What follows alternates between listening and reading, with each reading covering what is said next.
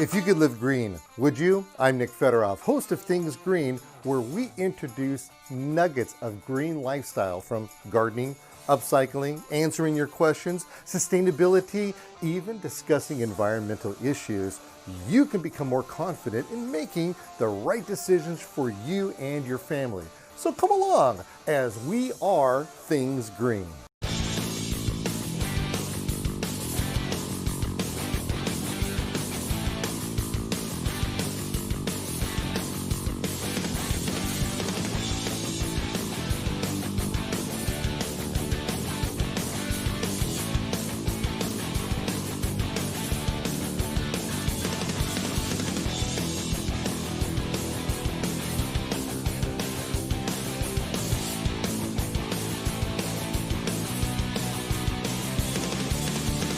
Things Green is brought to you in part by Southland Sod Farms, creators of genuine marathon sod.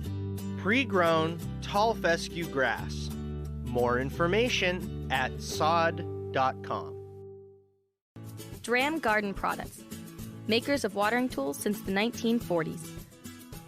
Committed to saving water with handheld tools, hoses, and water wands. More information at dram.com. And that's the way you keep your plants moist. Hi, I'm inviting you to come down to one of the free home shows where I give free garden talks. All you have to do is go to my website, thingsgreen.com, to see when the dates and the venues are at. Being out in the yard and garden has never been so fun. With playful laser cut, garden, pet, and yard signs. More information at InStyleSteel.com. John Delmatoff Backhoe Service has been serving Southern California for over 22 years and is a proud supporter of Things Green. Buying it seemed like such a good idea at the time, but it's just not working for you anymore. No worries, we'll take it. Habitat for Humanity Restore. Donate today to help people in your community build strength, stability, and self-reliance.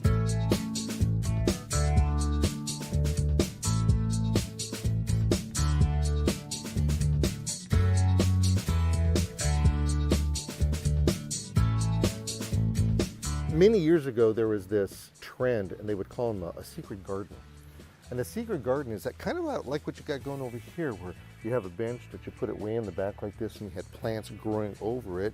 And it was a place for people to just sit under. The temperature would be much cooler.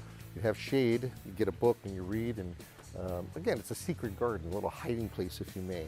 And I have to tell you, when I drove around in your neighborhood looking for your house, it's, everything's pretty nondescript. It's a nice neighborhood and all that. But when you walk into your backyard, you literally walk into a different world. That was the idea. That was the idea, huh? Why did you decide to change it all out? Wanted to create our own place like a vacation. So you feel like getting out of the world. You just say, let's go to the backyard. What was the beginning process? I mean, did you just decide, hey, I want a pond right there, let's get going? Or was there a thought process? Did you have a contractor involved, landscaper? Did you know what you want? Did you shop around? Come on, talk to me. So what happened here is about 5 years ago, I was getting married.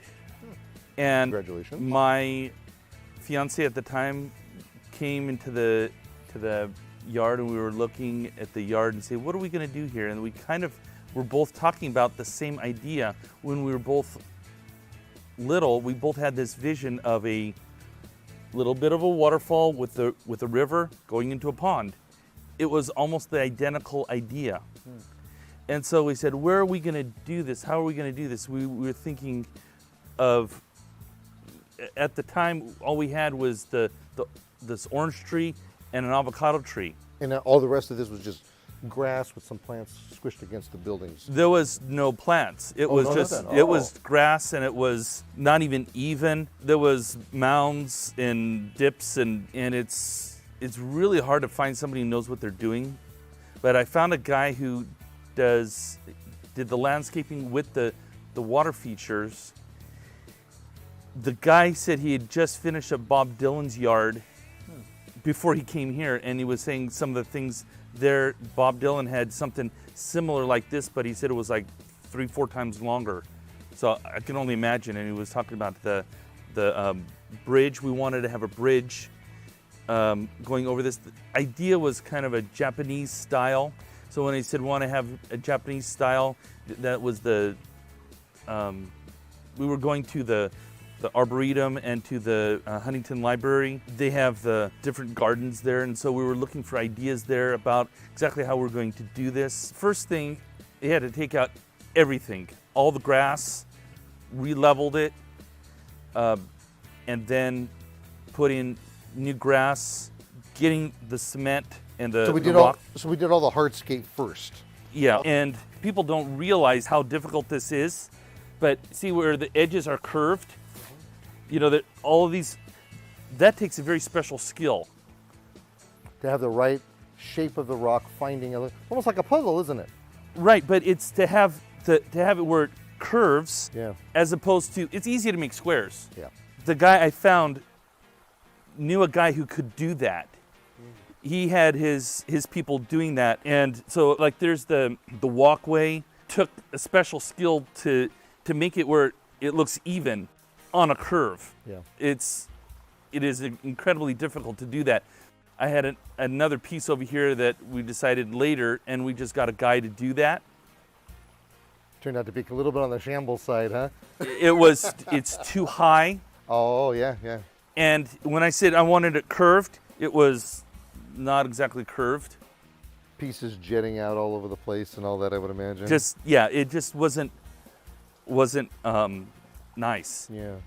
And then we got a couple of different kinds of trees here. These podocarpus over here, they were really skinny and really short, and it took a while to fill in. Right now it's going up, about 20 feet? Easily.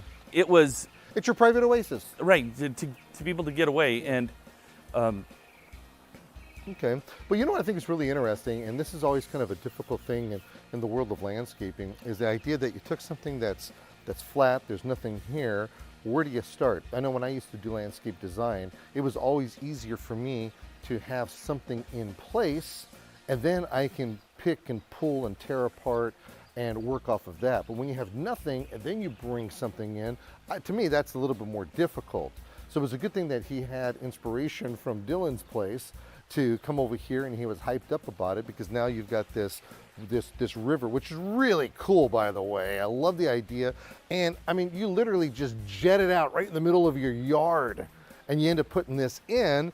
You made your lawn area a little bit smaller, but you were smart not to get rid of the lawn area, which is important for the overall humidity factor, and the fact that it's a nice green space. It's not stark looking, and yet you have a theme that's going on here. So the first thing that I noticed when there's a lot of things. You know, you stand over there and you look this way, there's so many things that you see.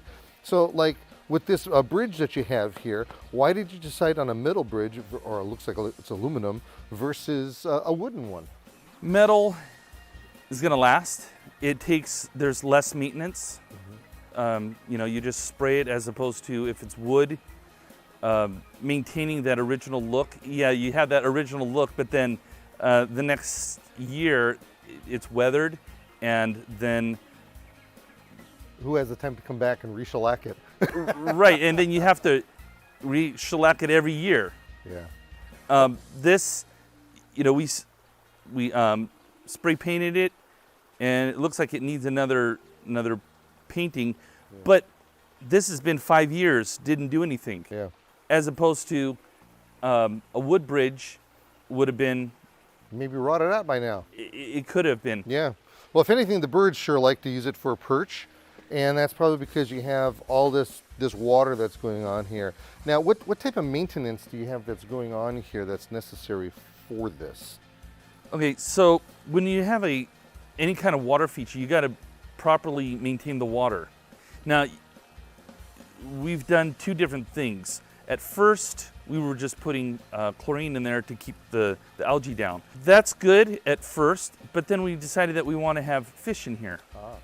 So maintaining the right pH and all that, I was trying to do that, and then eventually we just got a guy to take care of that. And then another thing is, whenever you have bushes around, they overgrow, and then you got stuff fall in. You gotta, here, let me grab this and see this kind of stuff here. So there's a little maintenance. Oh, look at that. It just opened up. Yeah. Okay. It that plays with the water flow. And that's really an important feature for with mosquitoes. When you have mosquito activity, of course we have the problem with the Aedes mosquito and the West Nile virus and all this. Mosquitoes will not lay their eggs in moving water. Right. So to have your water moving like this, you have less of a chance of it ever happening, which is really kind of a neat feature. Another thing you can do is to go to vector control and get mosquito fish, which, because there's a pond, I know the water's moving, and so we had that, but with the pond, I'm not 100% sure, so we threw some mosquito fish in there. Yeah. And mosquito fish are about this big. They're really cool to have, and do they still give them away for free? And they give them away for free. Give them free. So go to your local vector control. Not every one of them has it, but I know you can order them, you can get them for them. Back in the old days, we used to get them. They used to actually bring them to your pond. They brought them here. They did. Oh, nice. Nice. Okay. We just called them up, and they brought over, and the little bitty ones. In fact, if you ever have the chance to go to the vector control, they have a huge area, and they have like a river like this that's serpentine all through their property, so they can grow this mosquito fish. It's really a neat thing. So in that area, you have some mosquito fish. There's some mosquito fish in there. Okay. And we have a koi. Oh, nice. The other koi were appropriated. Yeah, well, there's all kinds of wildlife come into your yard when you have a water feature. We have a hawk that comes and frequents us. Ah. We have a lot of cats now that are other people's cats, or cats with other people. Yeah. They're coming here, all kinds of, and probably at night, there may be raccoons and who knows what else coming in here looking for something to drink. Something to drink, and because you're not putting chlorine in here any longer, they're going to enjoy that even more. You know what interests me? I keep on hearing sounds, and that's really an important feature. And let's see, can we cut across over here? Yep. Okay.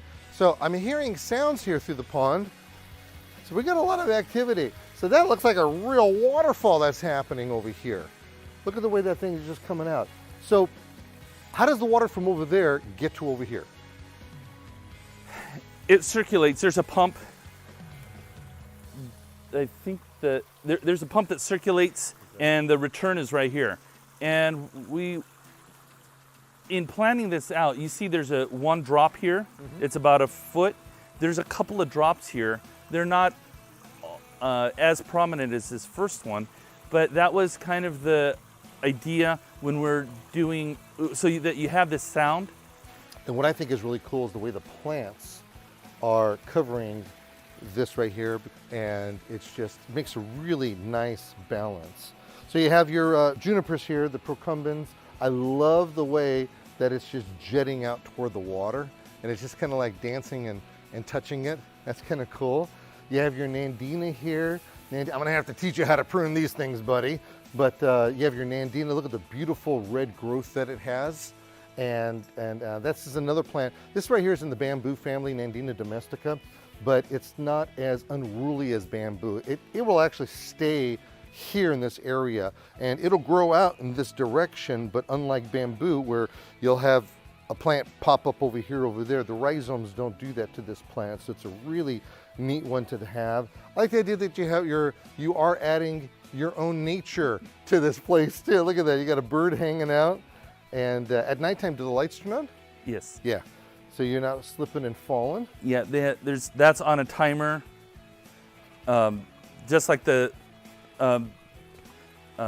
sprinklers go on, the lights turn on a timer, and that's really something you want to have done. You don't want to be flipping a switch on, and it's It's one of those kinds of things in the middle of the night, you know that the lights are turning off. And so if you got up in the middle of the night and you say, oh, it's, it turns off at 2 in the morning and lights are off, and you say, oh, it's either really, really late or really, really early.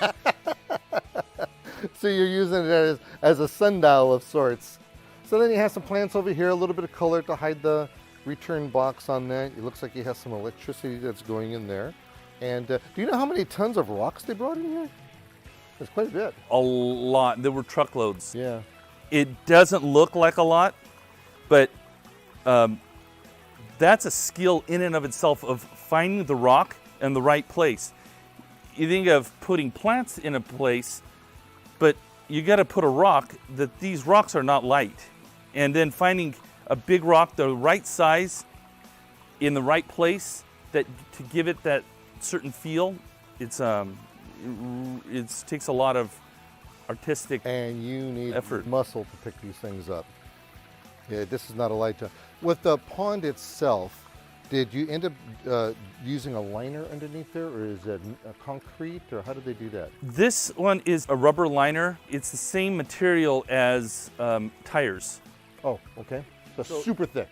It's super thick, and there were different ways to do it.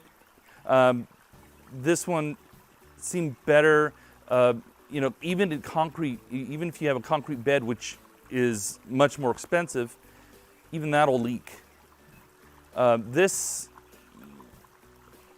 I understand it's not going to leak. It's probably not going to leak. It's rubber. I guess it's like getting one of those doughboy pools. Yeah, but just super thick. Do you remember how far out they came with the liner? Did they come out to here? They come out to here? It's right where the rocks are. Oh. The rocks are hiding the liner. Oh, it's just that close. Was the. Oh, there's a little bit shown right there. You can see that. You might have had a rock that fell down or something, or. Well, okay, we could say fell down, or kids came by and pulled them off. Hey, this is earthquake country, so I understand. That's all right. That's another thing is the kids like to throw rocks into the pond, and then this is not like out in nature. As long as they're not throwing them at a greenhouse or a glass house, that's what we. But look at that! Look how cool that is. I mean, it's just going like this, and it's like you're in a forest, and it's just coming down, jetting out over here. You did a really good job of creating this oasis for yourself. I'm proud of you. Appreciate it.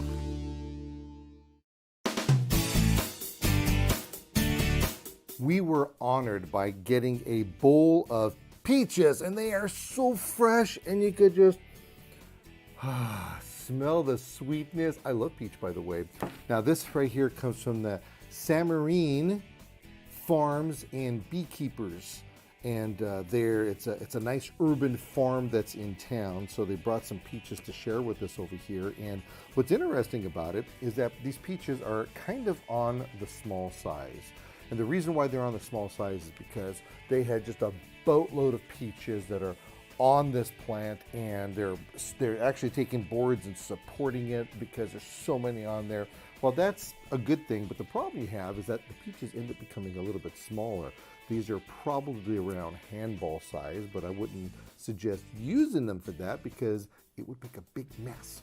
Okay, so how do we get these to be a little bit bigger? Well, when they are about pea size or about yay size like this, 1/2 of an inch, you really need to come through and do one of the hardest things ever. Get yourself a pair of pruners, get yourself a knife, and just kind of like knock off, maybe one in every, I take that back, 3 out of 5 of them you want to knock off of the branch. Leave just a few on the branch, and then what will happen is that these will just swell up and be so much bigger because the energy will be forced right into that single peach as opposed to 15, 20 peaches. So anyway, so that's why these are on the smaller side. Now, I don't know whether these are clingstone or freestone peaches out there. So 2 kinds that you have to worry about. Most of your jams and pies come from clingstone peaches because on a commercial level, they're a bit sweeter and they're just a whole lot easier for them to figure out how to get the pit out. And I'm going to show you that exact concept right now. I'm hoping that these are going to be freestone, by the way. Freestone kind of sounds like it's supposed to sound, free stone. There's a pit that's inside there. We call it a stone. And when you cut this, it's either going to stick to the meat of the peach or it's not. So let's see what happens right here. All right, so we're going to cut this right here. Oh, I love it. You know, while I'm doing this, the scent is just, it's beautiful. Okay, so if it comes off easy here, we're in good shape. And oh yeah, it is. Oh, I love this. Look how juicy it is. That's so nice. And you saw how it just pulled away and just tore away from this particular peach. Listen to that sound. I love this sound. That's nice. Okay, so what we're going to do over here is we're going to see what it tastes like first. And I'm going to cut this. Now, peaches are on the hairy side. And though I'm very fond of hair, I'm not fond on eating hair. So what we want to do is to peel off the skin off of this, and then we're going to taste it. Oh yeah, hey, that's really sweet. That is really nice. All right, well, if you want to do something that's really kind of cool, you could, in fact, if this was on the tart side, I'd say we'd sugar them up. We're still going to sugar them up because I happen to love sweet things. I got a sweet tooth. All right, look how this is just coming right off. We did wash these before we brought them here. And I'm going to just cut these up because it seems like when you cut them in these slices like this, it's just going to be so much nicer. And then what we'll do is cut them up like this. Now, you know what's really fun? If you get your family involved in something like this, because then they could appreciate a little bit better what it all is. Okay, now look at this one has what we call, this is a technical term now. I don't want you to forget this. We call this an owie. So these little owies that are on here, we're just going to cut them off. You know, it just happened to get a little bit on the, oh, we're going to cut it first. We cut it first because these can get really messy. And it's messy because look how juicy it is. So pull this out. Wait for that sound. Oh, nice. Okay, so we're going to take, and that's already off of there. And we're going to cut this up. Count your fingers before and after you do stuff like this. Normally, you're not going to find a clingstone nowadays. Very hard to find clingstones that are sold at your grocery store because people just have no patience for them. So if you're going to buy these plants, they're trees, you buy them when they are in the bare root stage. After you buy them, you have to make sure that you either have the clingstone or you have the freestone. Now, the other thing you have to concern yourself with, and is really important, is the number of chill hours. And chill hours are important to a tree in its production. If you live in an area that is mild, then you're going to want a tree that has low chill hours. And chill hours are a collective amount of hours that is usually between, say, 36 and 42 degrees over a period of year, and it collects that information for the following year, not for the current year. Once you have that information, then you can make it. Then you can make a choice, a decision on whether or not you're going to. I guess I did this wrong here. Well, you have to get the right kind of tree for your area. So make sure that you understand that if you live closer to the hills and the mountains, you're going to have higher chill hours. Okay, if you live by the beach, not going to happen. Okay, so we can actually allow this to sit here like this. The juices will then take and they'll just kind of ooze out of it. You'll probably get a little syrupy in there. It's all natural at this point. But if you want to help it along a little bit, what we do over here at the station is that we use monk fruit. And how I know it's monk fruit? It says it right there. Yeah, just that simple. So it's monk fruit. Monk fruit is a sugar substitute. It's actually sweeter than sugar, and you can use it. Mrs. Things Green uses it in cooking all the time. And what's neat about it is that it's good. It's hypoglycemic. It's low calorie. In fact, there's no calorie. And we would take this and we would just kind of sprinkle it on, or you could use regular sugar. Like I said, I have a sweet tooth, so this right here will then take, and because we've done this, we'll take and we'll just kind of move it around, it'll become much more syrupy in here. And then if you promise not to tell anybody, oh, it's going to be a beautiful. Love it to no end. So make sure you get peaches. They come around usually in spring and summer, and they're just a delicious thing to have. You can put them on pancakes. You can eat them just like this. You can take this, eat them raw like that. And remember, the Freestones, that's the hot ticket.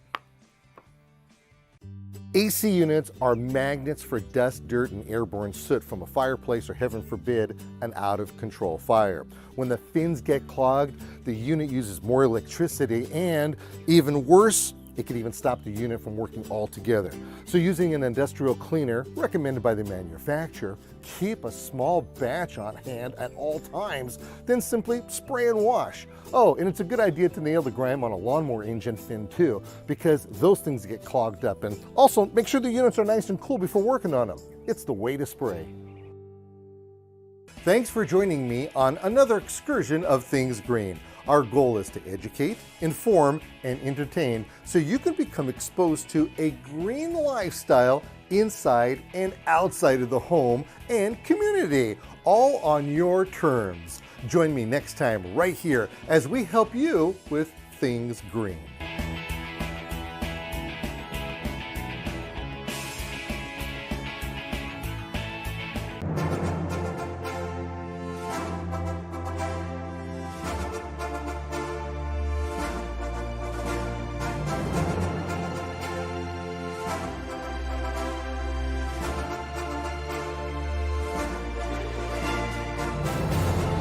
Things Green is brought to you in part by Southland Sod Farms, creators of genuine marathon sod. Pre-grown tall fescue grass. More information at sod.com. Dram Garden Products, makers of watering tools since the 1940s. Committed to saving water with handheld tools, hoses, and water wands. More information at dram.com. And that's the way you keep your plants moist. Hi, I'm inviting you to come down to one of the free home shows where I give free garden talks. All you have to do is go to my website, thingsgreen.com, to see when the dates and the venues are at. Being out in the yard and garden has never been so fun. With playful laser cut, garden, pet, and yard signs. More information at InStyleSteel.com. John Delmatoff Backhoe Service has been serving Southern California for over 22 years and is a proud supporter of Things Green. Buying it seemed like such a good idea at the time, but it's just not working for you anymore. No worries, we'll take it. Habitat for Humanity Restore. Donate today to help people in your community build strength, stability, and self-reliance.